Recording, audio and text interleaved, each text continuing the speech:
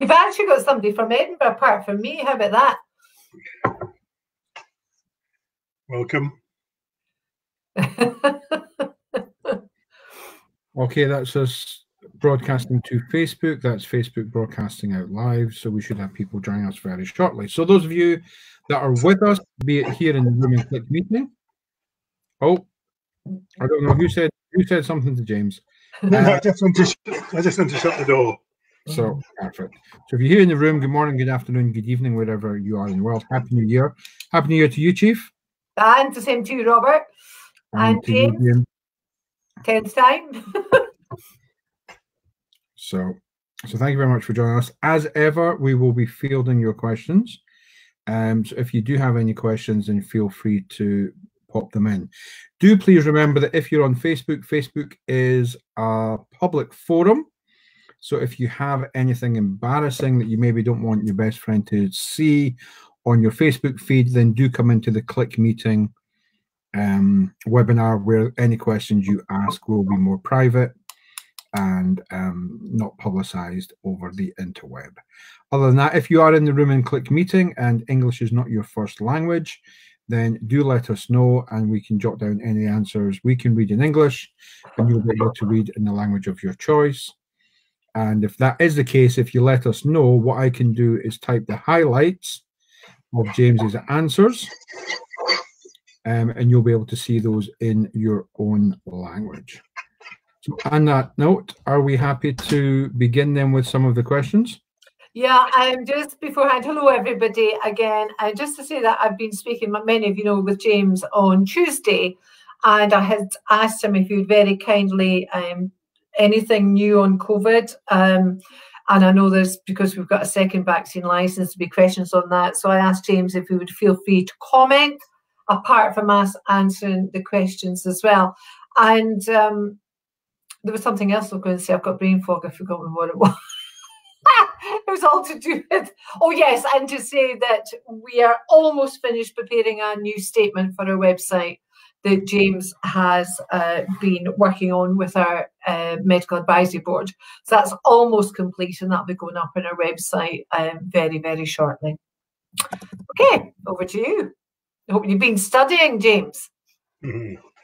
Yeah, well, good morning, or afternoon, or good evening, depending where you are, and Happy New Year, and I hope a healthy one. Obviously, yeah. Do you want me to talk about the vaccines at the moment? Yeah, can we do? You happy with that, Robert? If we just, yes, please. Yeah, a vaccine overview would be helpful, please, James. Yeah. Right.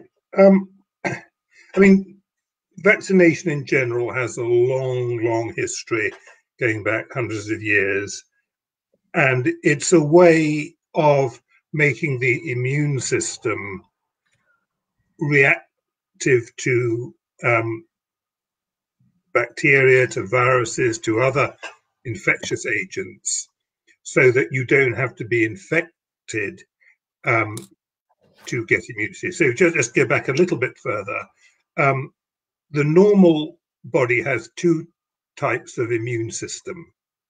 There's the innate immune system, which is a fairly quick and blunt response to any infectious agent.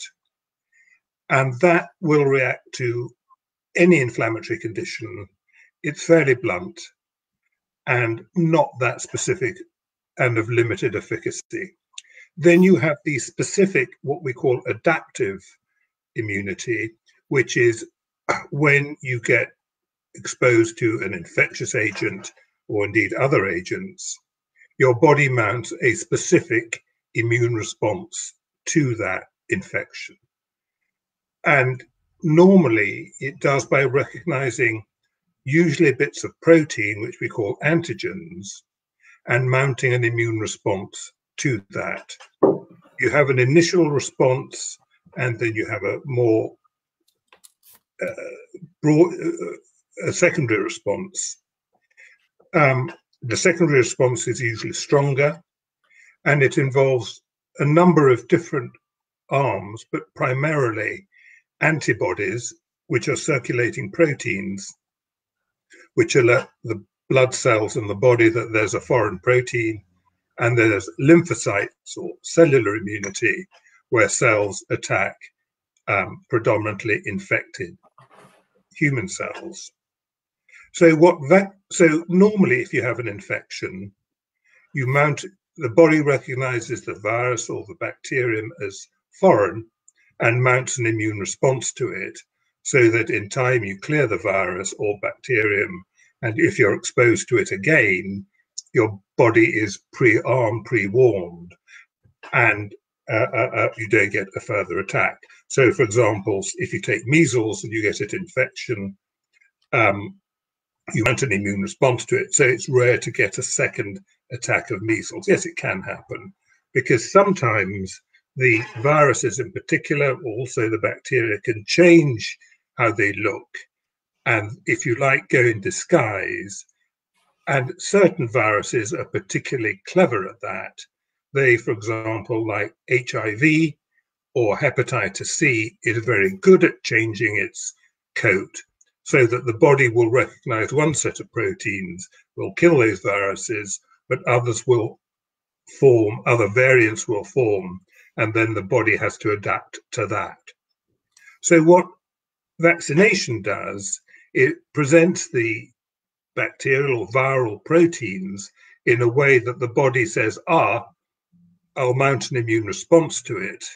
But because there's no infection, there's no harm to the host. So that if and when the host becomes infected, then the immune system is already armed. And that's what vaccination's all about. If you like, it's giving you the first exposure to the virus, or in this case with COVID, the first exposure without the viral itself. So it does work. It's not 100% effective, and that's partly because not everybody mounts a sufficiently good immune response.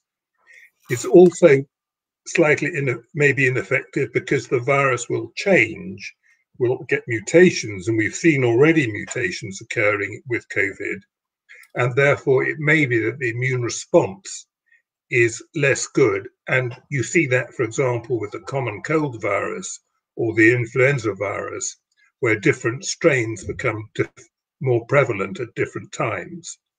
So vaccines are an extremely good defense, but they're not 100% perfect because they're fairly specific.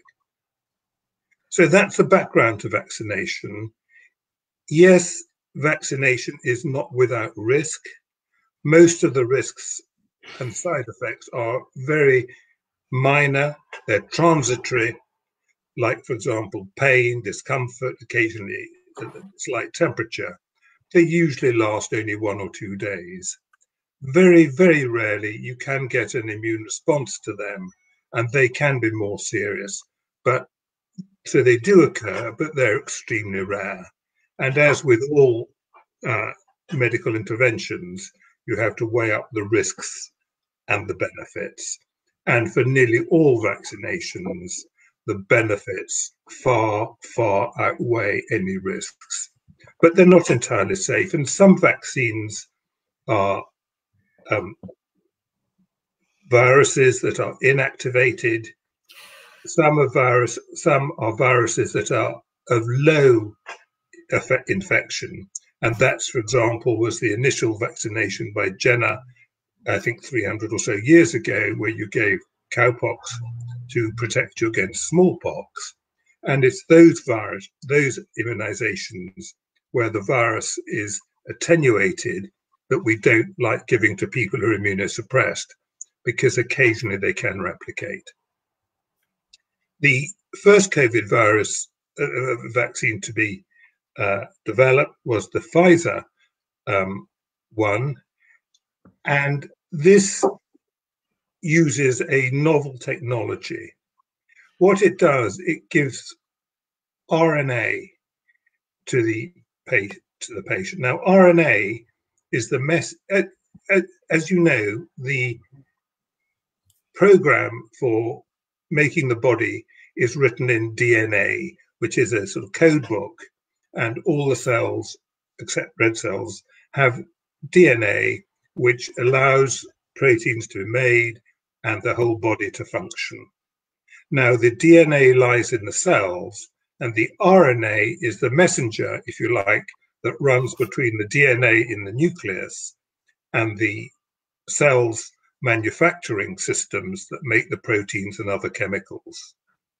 So what this RNA does is it gets into the body, it gets into the cells to make the protein, the so-called spike protein, part of the COVID virus. It makes that protein, the body says, oh, this is foreign, and mounts an immune response to it. The Oxford AstraZeneca one is slightly different. It's an attenuated, non-replicating virus that has the spike protein on it.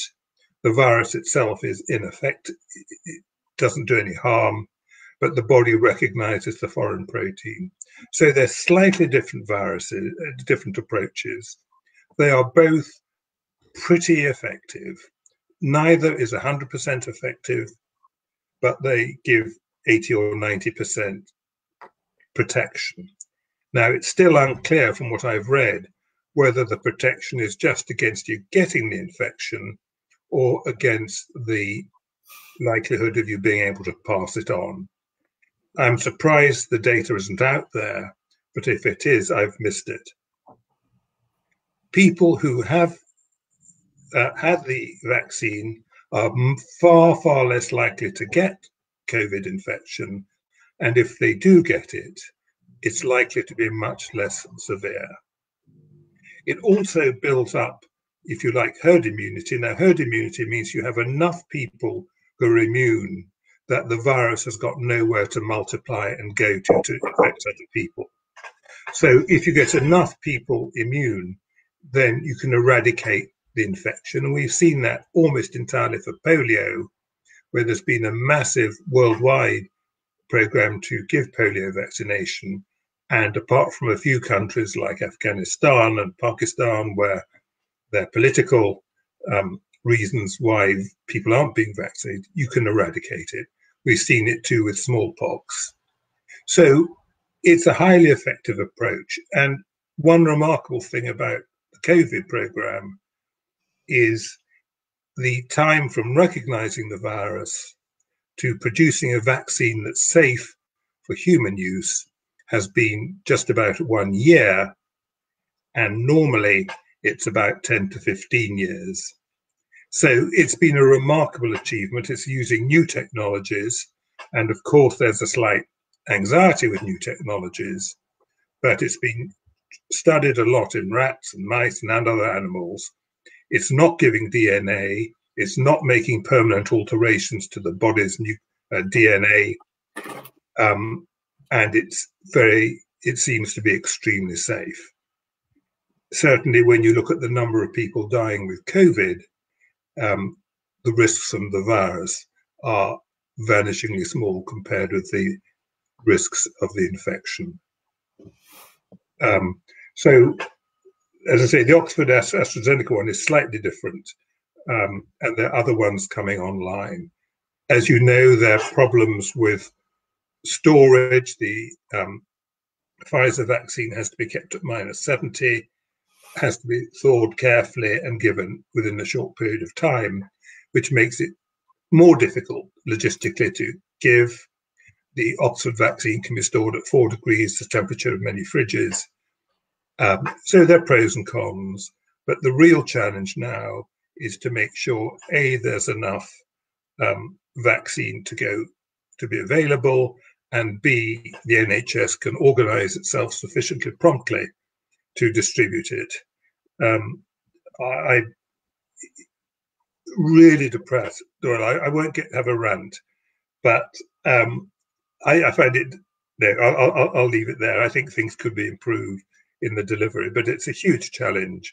But I think, as somebody said, this is the beginning of the end. It will take months to roll out for everybody to be immunized. The government has a schedule of prioritization. One can argue whether it's the right one. I think it's probably the least bad, and they're getting on with it. And the UK has been one of the first of the European, indeed worldwide countries to get the vaccine being rolled out. We're not quite so good as Israel. Israel have done it slightly more efficiently, but Netherlands, France, Switzerland are way behind us in rolling it out to their population. So we have done well, and I'll stop there. Okay, James, can I just raise a couple of points here? Thank you for that. That's really helpful, because I was, everybody, I'll say to you that there's been quite a few mischief makers contacting me about various aspects of why one shouldn't have the vaccine, and that's why I've had a long conversation with James. The Medical Advisory Board are putting the facts up as we know them. There's just a couple of things, James, can you confirm, which heartened me enormously, was what Dr. Mells had said to us, that in relation to this vaccine only just appearing in a year. He said not to forget that every scientist in the world has been working on this. All sorts of research has stopped, and all hands to the deck on this. And he also said they had a pretty good start because of SARS. Yes, I mean, one of the reasons why pharmaceutical companies have been so engaged in this is because to be first to have an effective vaccine, there's a huge financial benefit for, and even if you're going to make a penny a vaccine, a penny a jab profit over literally hundreds of millions of people, that's a pretty tidy return. So to say that all scientists have been involved in that, I think is a slight overstatement. Certainly the pharmaceutical companies have been working extremely hard. No doubt they're well motivated, but also the financial rewards are huge. The Bill Gates Foundation has done tremendous work, not only in supporting vaccine development in COVID, but in other areas. And so when I mentioned with the RNA vaccines, this approach, it's built on a lot of research that's gone on in the past, over decades. And one major benefit of the RNA vaccine is that you can tweak it very easily, so that if you get a new mutant that is evading, if you like, the normal responses, you can tweak the RNA reasonably quickly and get the new vaccine out within weeks or months. So it's much more adaptable than the older approaches that have been adopted. People have been focused because scientists, like everybody else, will go where the money is. But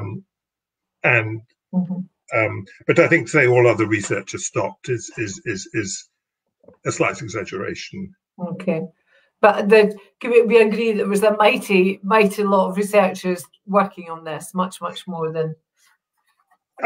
And it's also given, as I say, the Bill Gates Foundation. I don't know if you heard the interview with Bill Gates earlier this year.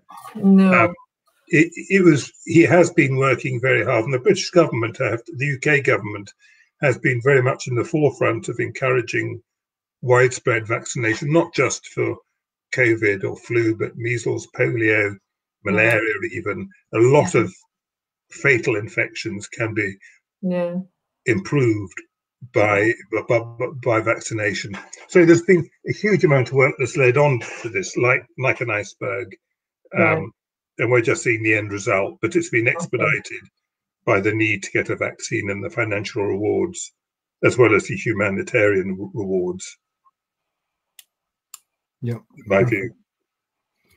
Okay, thank you for that, James. That's really helpful as a foundation upon which we can now start to bring in live questions, if I may.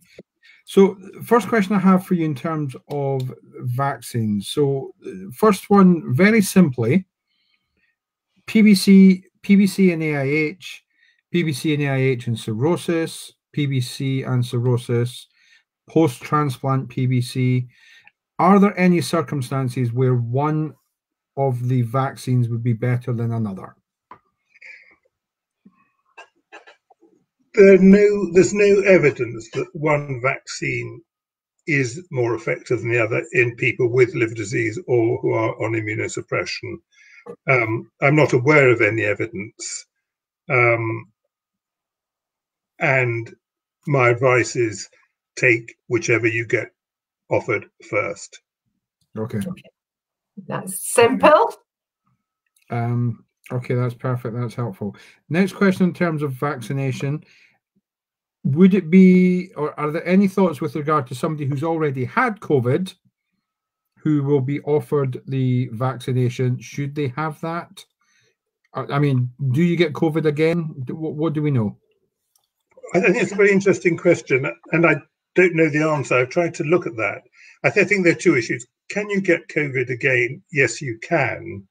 And I'm aware of, personally, of cases where there's been clear documented second episodes. I think they're relatively uncommon. I don't know, and I don't think there's a lot of evidence of how common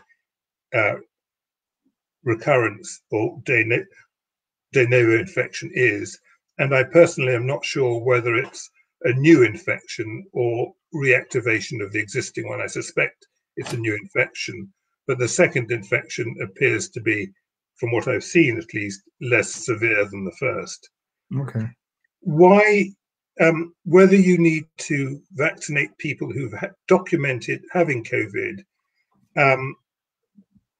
I can see there's a reasonable argument to say that if you already had it, you've mounted an immune response, so you're immune. The question is, how long does that immunity last? And we don't know the answer to that. Is it like, say, yellow fever that can last 10, 20 years? Or is it like flu where you may need to repeat it every year? So the current practice, as I understand it, is COVID vaccination is being offered to those who've had documented COVID. I don't know that that is evidence-based, but that is practice. And certainly if you've had COVID, having the vaccine will do no harm. Yeah. Can I just add on to that? My niece, who's a nurse, quite a severe asthmatic, had COVID in April, and she had quite a bad time with it, but she went back to work. She had the vaccine 3 weeks ago, so they are giving, well, in Scotland anyway. I wouldn't imagine Scotland's any different from the rest of the UK on this issue, and she was quite happy to have it. Yes, so whether it's again the priority, and it depends. Right, yeah. I mean, it would seem to me that if I was going to prioritise people, I'd put those who've had COVID and survived towards the back of the queue. But it may be logistically that's too complicated. She works in a nursing home, so I can see why they would want to do it sooner rather than later. But how you, but as I say, from the individual point of view, certainly you will be offered vaccination whether or not you've been exposed when you've had COVID previously. Yeah. Okay. And there's a comment on Facebook saying that someone else had a family member who had COVID previously, but they are in healthcare, and so the decision was made to vaccinate them again. So that seems to be right. Okay, brilliant. Thank you. So again, if you are watching either here in the room or on Facebook, do keep the questions coming in. James, I'm going to divert you now. I'm not sure if you're aware, but there's a condition with the initials PBC. I wonder if I could ask you one or two questions. He knows nothing about it, I'm telling you. He hasn't finished his exams yet. So, I've learned what the P stands for. Sorry? I'm doing the B next year. All right, okay. Okay. So question. So now that we're on new technologies, there's been an article that's come out, and again, a lot of people out there have seen it, and it highlights 2 new therapies which are designed to help those with cirrhosis. Now, this came from, as I say, it's an article that's out. Both are based in and around the UCL, which is the University College of London, something like that. Yeah. So what we have is, the first one are carbon beads, which apparently is a treatment for an anti-cirrhotic treatment. And the second one is liver dialysis to take the toxins out the system. Now, they're both very much in development, but do you know anything about either trial or either technology? Right. I mean, liver dialysis has been around for several decades. And the thinking behind this is analogous to renal dialysis. Now, there are clearly very important differences between renal dialysis and liver dialysis. The kidneys basically are there to remove toxins from the blood and excess water, and they do it very effectively. But they have a very they have a few other jobs, but basically it's just filtering the blood, and you can reproduce that very effectively. The liver has far more complex tasks in terms of removing toxins, breaking down chemicals, forming new proteins, acting as a store for iron, acting as a store for sugar, glucose, and so on. So the liver is far more complex, and people have used a number of forms of dialysis or liver support. Sometimes they involve the same approach as renal dialysis, where you take the blood from the body, pump it through a system, and then back into the body. Sometimes you can do it over through dialysis membranes to let some of the chemicals out. Sometimes you can do it through liver cells, rather like a very small artificial liver. Or you can do it over albumin, or you can do combinations. They've been around for a long time. They are not without risk. They're used mainly in people with advanced or decompensated liver disease. The people who like those artificial livers talk them up, but the evidence that they really save lives, that they prolong survival, is very, very limited. They are not without risk, and particularly infection is a major problem. But that's because maybe partly they're used in very sick people. But there's centres around the world have been using artificial liver support for, as I say, 40, 50 years. And the evidence that it really is equivalent to renal dialysis is just not there. Again, it's not surprising because the liver breaks down a lot of chemicals, it breaks down medication, it breaks down toxins, it breaks down food, it makes new proteins, and so on. It adjusts and it maintains balance of sugars and so on. So it does a lot more, and simple filtration, which is basically what the dialysis machines are unlikely to reproduce that. So in my view, and again, some colleagues will, I know, disagree, the enthusiasts will disagree, I think renal support, liver support is going to be a treatment for the future. It has been a treatment for the future for many years, and I think will remain a treatment for the future for many years. Okay. Now, to get rid of fibrosis, again, I have to say I don't know the specific approach that's been taken.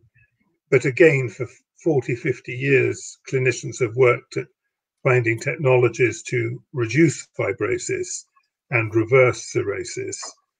There are a number of approaches, none of which yet have been overwhelmingly successful.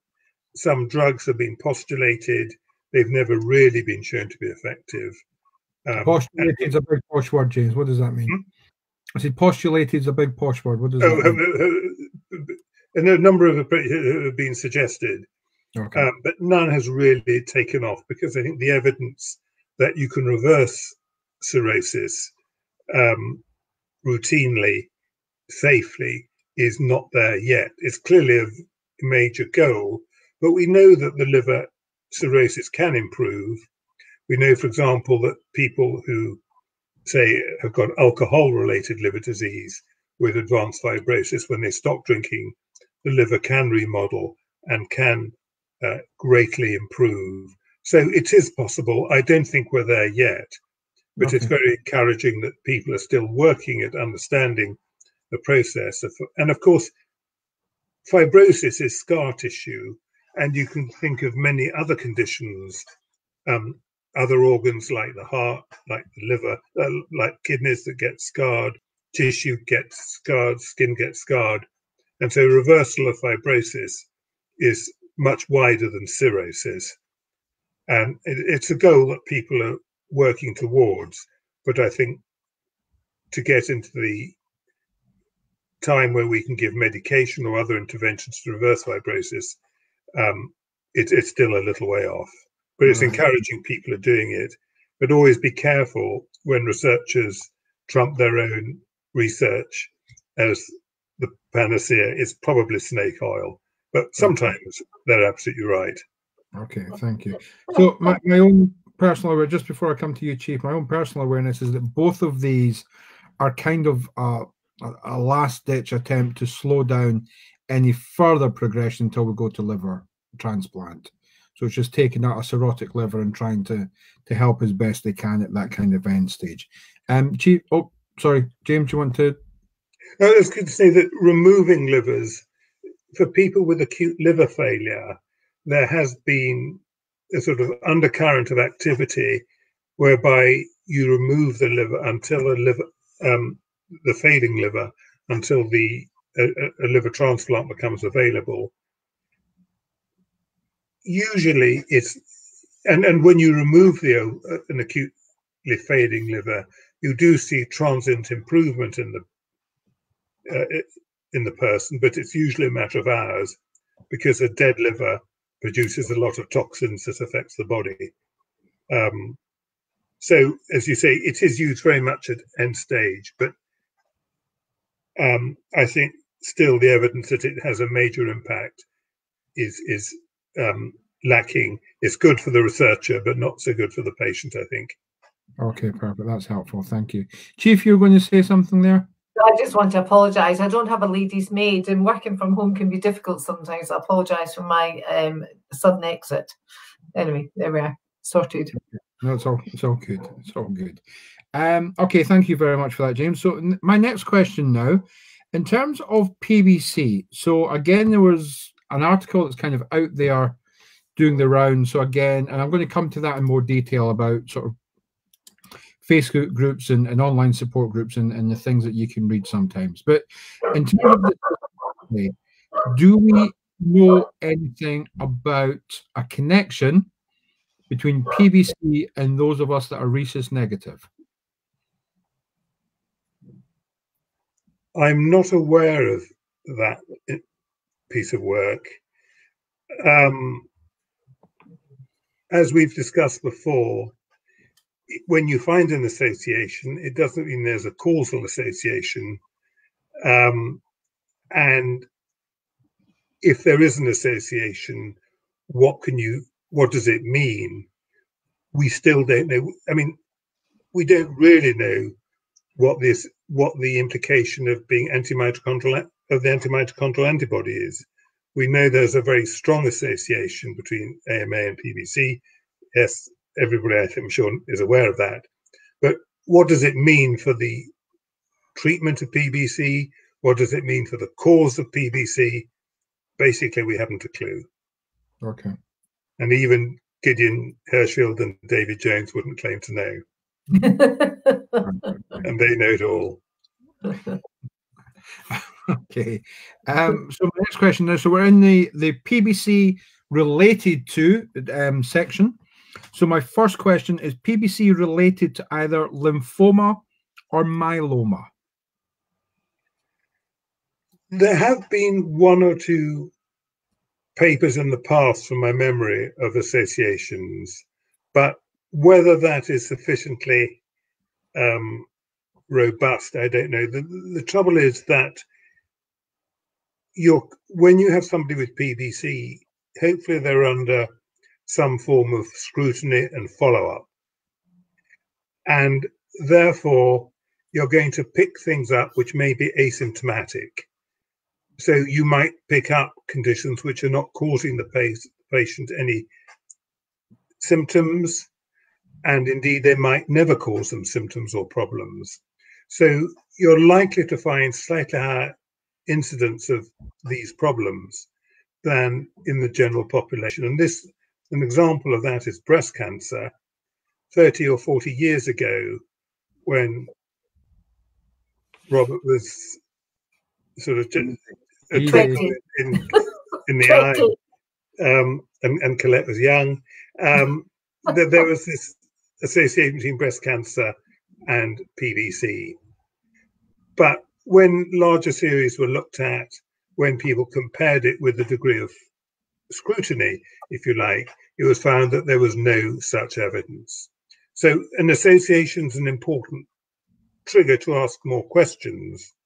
And as I say, there may well be an association between rhesus negativity and PBC. But again, if you look at the genetic studies, there's a huge number of associations, pretty weak. There was that one study that showed an association between hair dye or nail varnish and PBC, but the risks were so small. And if you take 20 associations, one of them will be significant by chance. Okay. So it's worth looking at. It's worth thinking about what does it mean.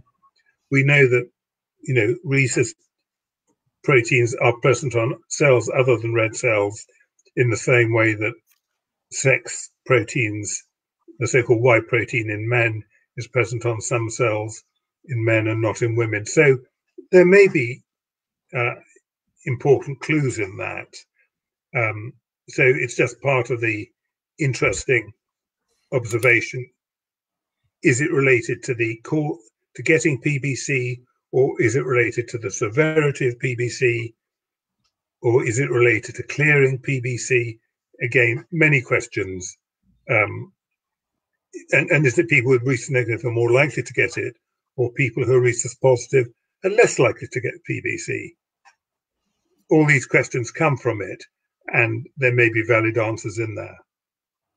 Okay, perfect. So thank you. So only because I was multitasking, you understand. So just to go back, are we aware of any links between PBC and lymphoma or myeloma? Sorry. I don't think there's any strong association that I'm aware of. Perfect, thank you. Going back to your point about blood, I think a lot of people in this country, I don't know about overseas, I wouldn't imagine so in America, but certainly here, actually don't know what blood group they are. It's not something your doctor tells you freely, or many of us think to ask.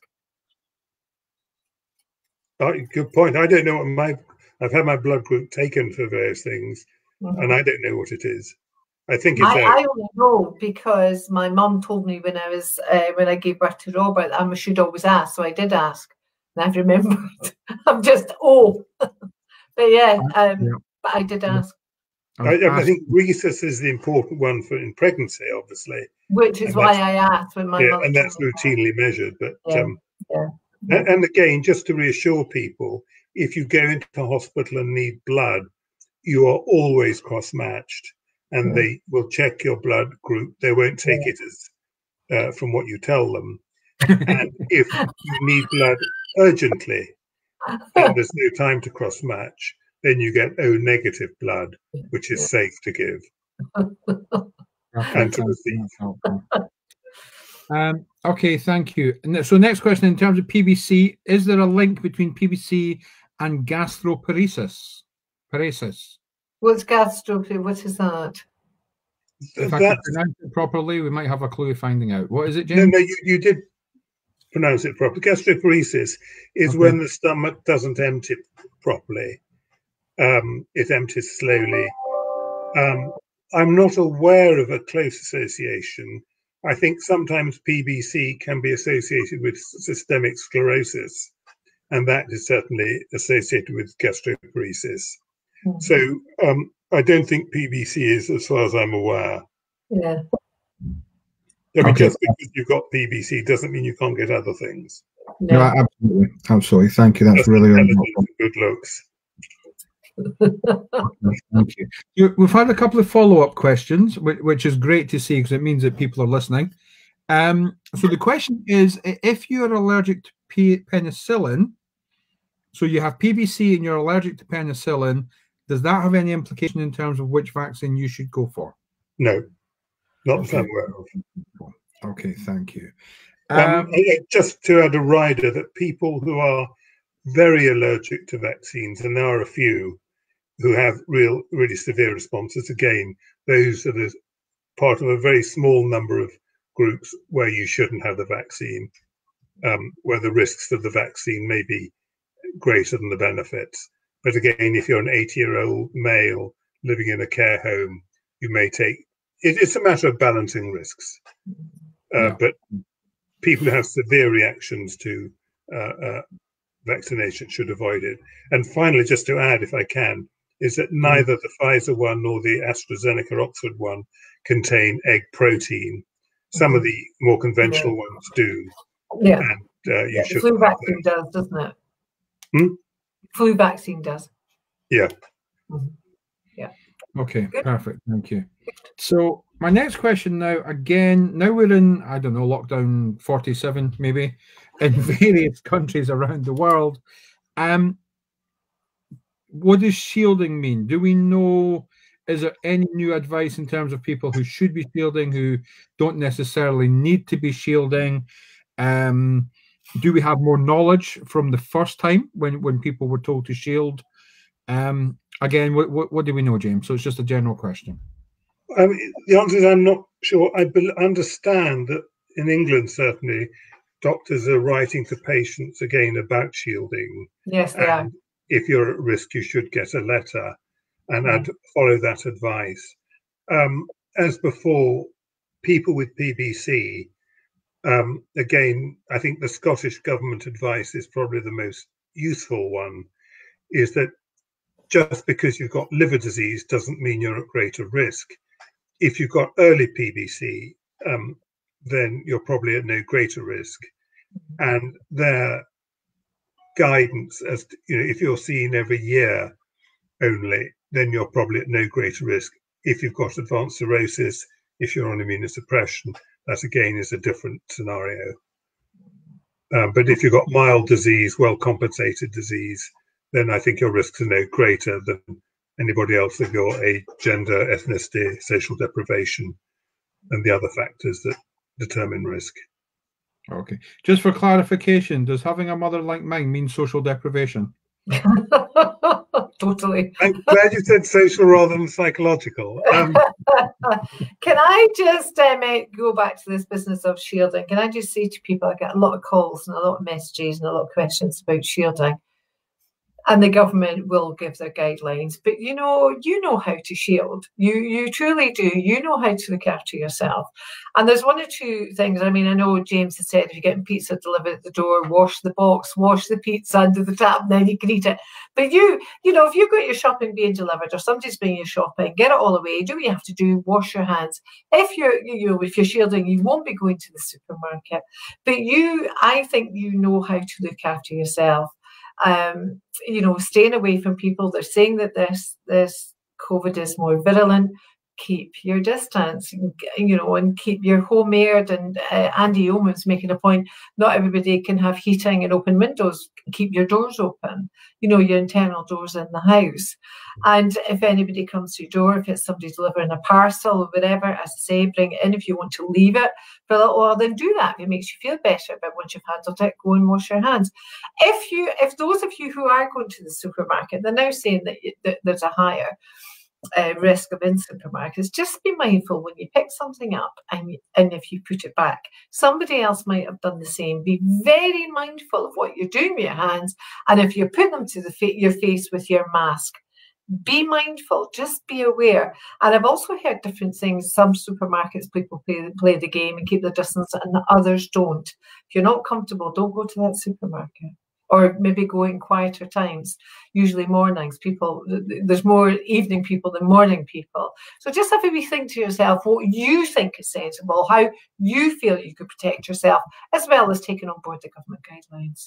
But you do have some say in this, and you do have some power here in your own hands. Yeah, perfect. Thank you. Okay, and so I have what I think is the last question, but it's quite a biggie, so I'd probably like to separate it down into sections, and I'm going to come to both of you. So I'm going to read the entire question out first, and then we'll break it down piece by piece, if that's okay. So the question as sent to us is this. I'm shocked at the advice being given to PBC patients that I see posted on various social media platforms, such as people being taken off treatment when their numbers normalize, which again we've encountered and we've seen that. People being told that they can take any SIDs safely. So again, sorry, Robert, any NSAIDs, which are non-steroidal. Oh, NSAIDs, right? Okay. Yeah.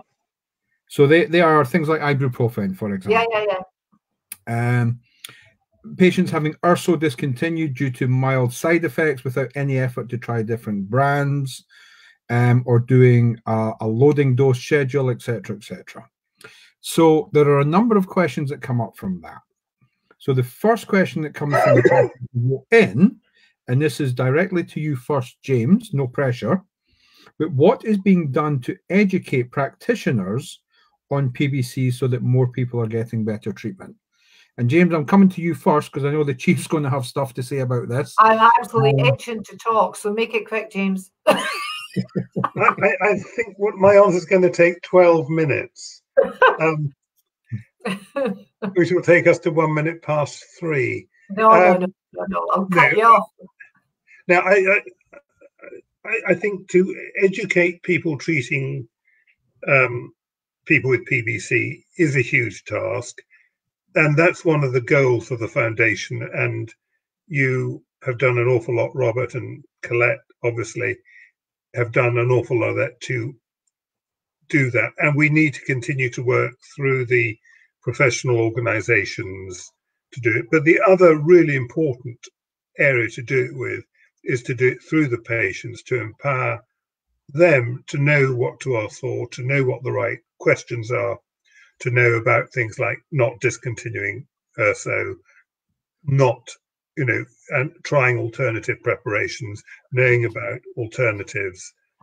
And so I think it is an ongoing battle to teach both the medical professions and the patients. And it's an uphill battle, but we need to work at it. But I think that's where the foundation does tremendous work, and you and Collette can talk more about it than I can. I'm going to say quite categorically to everybody who's in his room today, stop looking at these ridiculous, unlicensed websites and people's opinion about what you should and shouldn't be doing. Lots and lots of people are well-meaning, do want to help you. They're not qualified to help you. They've got big hearts, and what works for them doesn't work for everybody else. We are all different individuals. Each one of us has our own story, and it's individual to us. Now, I spend a lot of my time, and I will do to the day I pop my clogs, talking to people and dissuading them away from websites and well-meaning people. People set up little groups. They're just chat groups. And of course, they're helping each other. And there is a well-meaning there. There's no doubt about it. But let me tell you, the PBC Foundation is heavily regulated. We have to fill in masses of forms, stick to masses of rules, and all to protect you and to ensure that we are giving you the correct thing. Now, when I was diagnosed in 1994, it wasn't just a case of no information. So we can get information together and we can give you that information. It's about the quality of the information. And we, the PBC Foundation, pride ourselves that we've got the absolutely very, very best available in the world. And that has been attested to by all these various hepatologists that came in, particularly on International PBC Day. They were very keen to top up our knowledge from the best sources. And this is what Professor James in Newcastle keeps saying, that you often get it first before anybody else gets the information. So please, please, please, however well-meaning these people are, and however much they want to love you to death, they are not helping you by commenting on your medication or your condition. Yes, they can empathise about being tired and give you tips.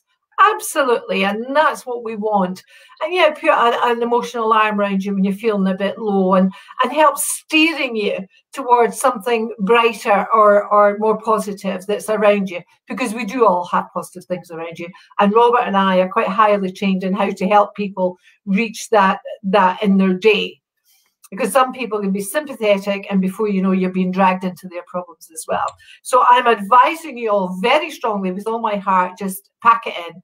You want to know something, we are 24 hours. You can phone us anytime. If we don't know, we'll find out. We know where to go. We've got the best team of a world-class hepatologist. We're about to have discussions about extending that medical advisory. Sorry, I forgot to tell you that, James, the other day. But anyway, an email's coming to you. So please, please, please do not listen to anybody else about coming off your urso, non-steroids. Do not listen. Just Robert's just flagged up. Can you show them again the guidelines, please, Robert? We've got one for over in the States, and we've got one for Europe. And if there's something in there that we haven't covered, you just let us know. And I tell you, I will get that information as soon as possible. I cannot emphasize enough. Come to us, please. Please. Finished. Right, Underline. Sorry. I was going to add to that briefly. I mean, I think there is a huge amount of good stuff out there. And we've seen, just have to look at what happened in the US at the moment to see what happens when people look uncritically at tweets and other information. So when you get information, whether it's from a doctor, a nurse, a friend, a colleague, a fellow patient, always think, what do they know about it? What's the evidence? Can I confirm what they're saying? Does it make sense? If it's unusual, then is it likely to be right? You know, we're seeing all this nonsense about vaccines and people putting microchips in them so that Bill Gates will know where exactly we are. Now, you know, they are so ludicrous. It's not even worth arguing with people about that, but people will look for conspiracies, people will publish them. So always be skeptical, look at, confirm, ask who they are, what expertise they have, why they're doing it, and form your own judgment. But treat all advice with a certain degree of skepticism. Yeah. No, that's fair, James. That's very fair. Some of the things I've heard have been horrific.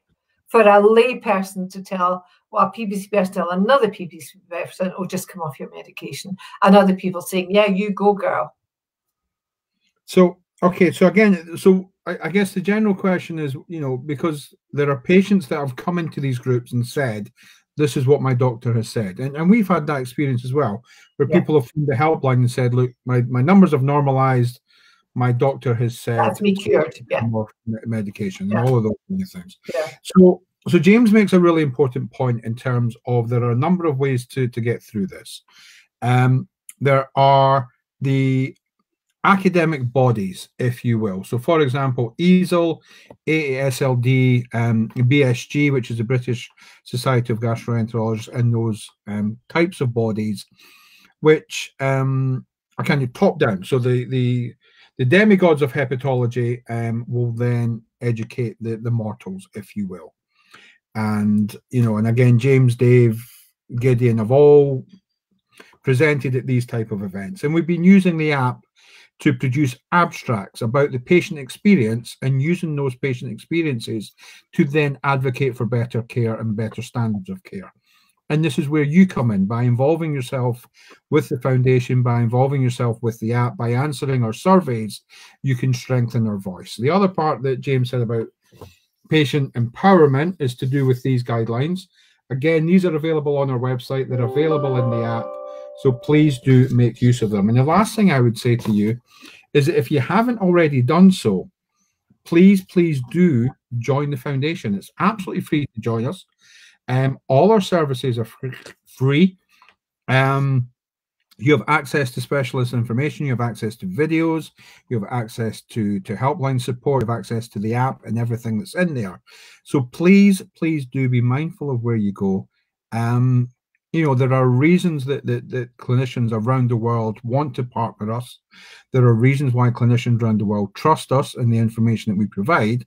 And that is partly due to the fact that everything we release is peer reviewed by people like Professor Neuberger and his peers to make sure that it's up to date, it's accurate, and it's free to you. So there you go. I'm the last one on my soapbox. I'll get back off now. So there are a couple of very, very quick questions that have come in. So if I may, is it common to suffer from UTIs with PBC? It's more common. Women with PBC are more likely to get UTIs than women without PBC. Yes. Okay, perfect. Thank you. And the last question. So the question is just a general question to people out there.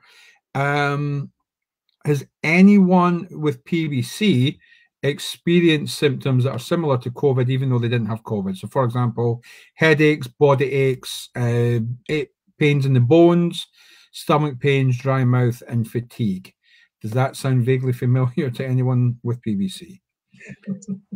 Yes. So symptoms of I mean, the symptoms of COVID are relatively non-specific. The important ones are the unexplained chronic cough, the loss of taste and smell. Those are, again, not unique to COVID, but the headaches, the fevers, the being unwell, the lethargy, diarrhea, all those have many, many causes, and of course some of them include PBC, some of them include COVID. Perfect. That's really helpful. Okay, so I want to say thank you to everyone who's joined us today. And I will thank you, Chief, and you, James, and I'll hand over the Chief to finish up. Thank you very much, Robert. Yeah, I've now got a really good job, a really important job as Chief Executive Foundation. I've now got to have an hour's consultation with our bank because they want to change our online platform. Horrible job. Right. I mean, no, James, thank you so much. I mean, that was great. We covered a lot of COVID. Sorry? It's a pleasure as always. Thank you. And thank you, Robert. Now, listen, people, we're delighted to be here for. If you're not a member, please join. If you've heard from Robert, we want to increase our numbers, get people using the app for the researchers. And if you can, please pop over to our website and give us a donation. I'd be really grateful. If you can't, then that's fine as well. Somebody, by the way, nameless, sent us a very large donation this morning of £1,000. We don't know who this person is. They don't belong to the foundation. But if you happen to be out there, thank you so much. I don't know who you are. I can't write to you formally. So that's a huge donation. So thank you, everybody. And Celia's from Edinburgh. Polite Edinburgh people say, many thanks, James, Collette and Robert. Wonderful session as usual. Thank you all for today. You're welcome, Mona. And as I say, everybody can, this is going to be held on our YouTube channel, so you can go back and check it out if you're not sure of anything. And failing which, we'll be back next Thursday. We'll be back in the meantime at 4 o'clock. James, I know you're stuck at the house. I hope you're productive. Are you mending? You got hammer and nails, or are you sticking to medical books? Bit of both, and a lot of neither. We have two peaks of our week now, which is really exciting. Every Saturday we open a bottle of Cava, and every Tuesday is our real highlight when we put the bins out. You put a bit of our bins out. I'm on dry January, which is not that difficult for somebody with PBC, but I'm on dry January. But no, and listen, people, the vaccines are there. Stay positive. Stay positive. We're nearly there. We're getting there. When you get the opportunity of the vaccine, seize it with both hands. Yeah. Whether you're on immunosuppression, whatever, go for it. Do it. Wonderful. Okay, everybody, I'm off to speak to the bank. Those of you that are in, we're back in an hour where we will be doing our honking or stonking. So if you want to come and join us, feel free to. Okay. Thanks, Robert. Thanks again for doing it, Robert. All the best.